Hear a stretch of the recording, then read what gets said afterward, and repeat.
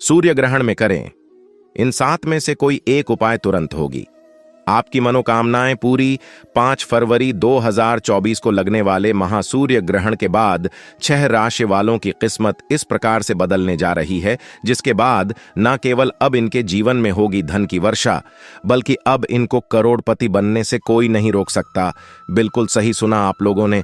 दोस्तों, 5 फरवरी 2024 को साल का और महासूर्य ग्रहण लगने जा रहा है। और आपकी जानकारी के लिए बता दें, जो सूर्य ग्रहण होता है वह चंद्र ग्रहण से 10 गुना ज्यादा प्रभावशाली होता है। 5 फरवरी 2024 को लगने वाला सूर्य ग्रहण कोई मामूली सा सूर्य ग्रहण नहीं होगा, बल्कि यह एक महासूर्य ग्रहण होगा। इसीलिए इस ग्रहण का बेसब्री से पूरी दुनिया के ज्योतिषी नहीं, वैज्ञानिक भी इंतजार कर रहे हैं।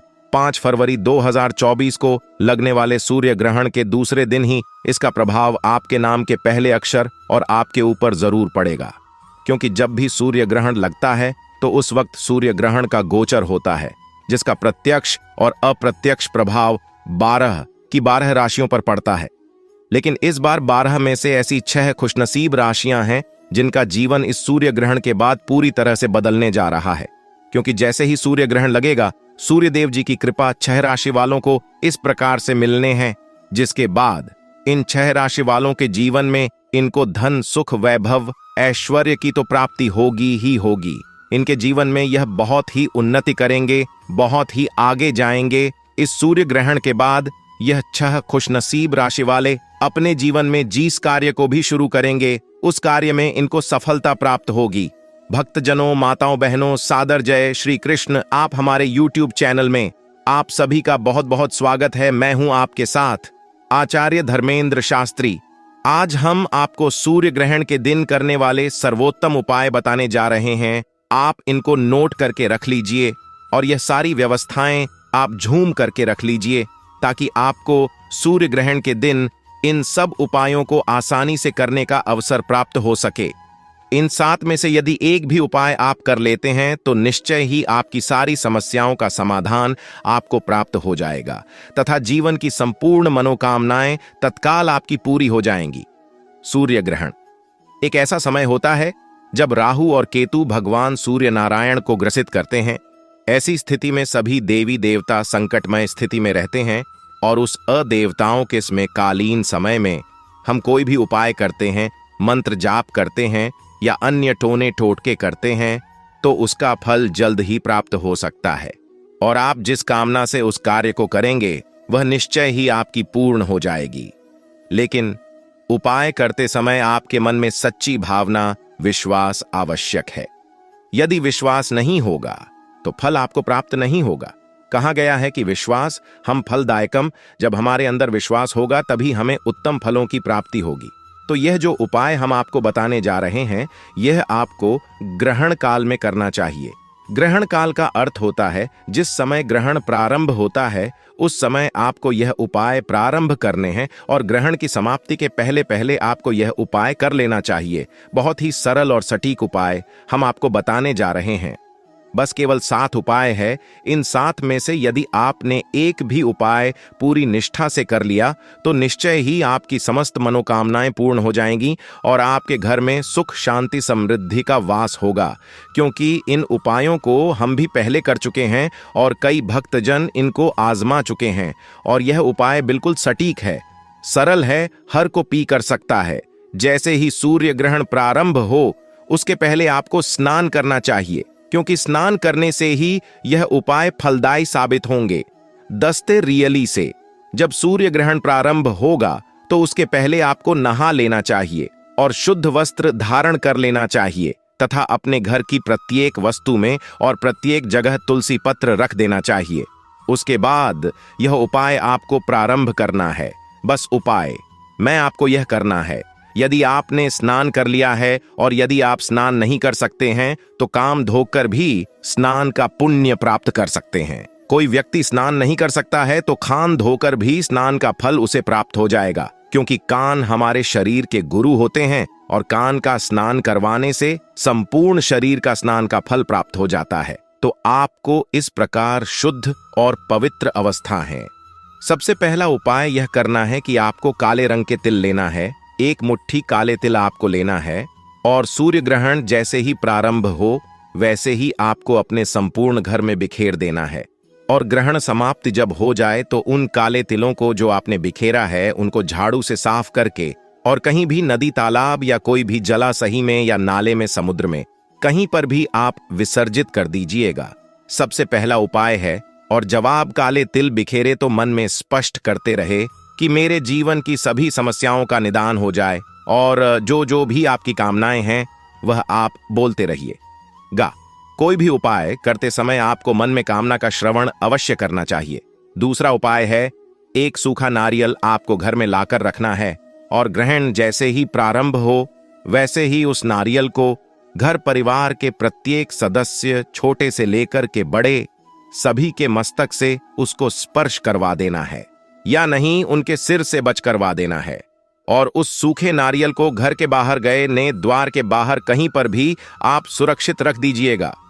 जब ग्रहण समाप्त हो जाए तो उस नारियल को आप जल में प्रवाहित कर दीजिएगा। इसके बाद तीसरा उपाय है, आप कपूर और लौंग अपने घर में पहले से लाकर रखिएगा और किसी भी मिट्टी के दीपक में पीता लिया, अन्य दीपक में एक कपूर की डली रखिए और 5 लौंग उसके अंदर रख दीजिए और 5 लौंग कपूर की डली के ऊपर रख करके जैसे ही ग्रहण प्रारंभ हो उस समय उसको पीस करके 5 और लौंग को अच्छी प्रकार से जला दीजिए। ऐसा करने से आपके घर के संकट, बाधाएं, पीड़ाएं, रोग, शोक सब कुछ जलकर भस्म हो जाएंगे, या वह कपूर के माध्यम से लोग जल एक। तब आप अपने मन में कामनाएं अवश्य उच्चारण करिएगा। अगला उपाय है, ग्रहण काल में कंबल के आसन पर बैठ करके ओम सूर्याय नमः इस महामंत्र को आपको जपना चाहिए और इस महामंत्र को कम से कम 1 माला जाप करना चाहिए। 1 माला का अर्थ होता है 108 बार। यदि अधिक करते हैं तो कोई दिक्कत नहीं है, लेकिन कम से कम 1 माला, उससे अधिक 5 माला, उससे अधिक 7 माला, उससे अधिक 11 माला, या जितना भी आप बढ़ सकते हैं उतनी मालाओं का जप करें। और कंबल के आसन के नीचे थोड़ा सा जल पृथ्वी पर डाल करके ग्रहण समाप्त होने के पहले पहले अपने नेत्रों से अवश्य लगा लीजिएगा।